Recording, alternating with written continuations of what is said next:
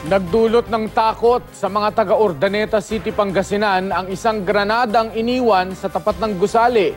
Posibleng away daw sa negosyo ang motibo ng pag-iwan sa pampasabog. Makibalita tayo kay Joan Ponsoy ng GMA Dagupan.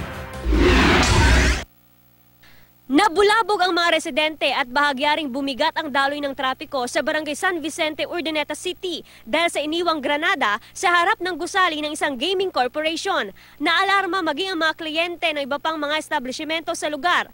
Katabi lang ng gaming corporation ang tanggapan ng Philippine Charity Sweepstakes Office. Yung street sweeper nila, yung parang janitor nila doon, bubuksan na sana yung opisina nila.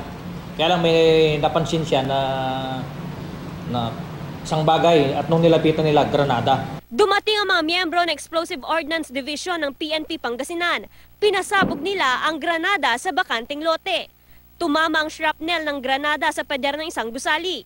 Wala namang naitalang na sugatan. Unang tinitignan namin na yung business rivalry. Pinakamalapit na motibo yan. Matapos ang ilang oras, bumalik din sa normal ang sitwasyon sa lugar. Takot na kami. Oh, ngayon na namin nilagay na ito. Kanina nagtinda kami. Tapos, yun na. Nagtago na yung pinagtinda. Nilagay ko na doon. Patuloy ang investigasyon ng pulisya sa insidente. Joan Punsoy, Nagbabalita, Pilipinas.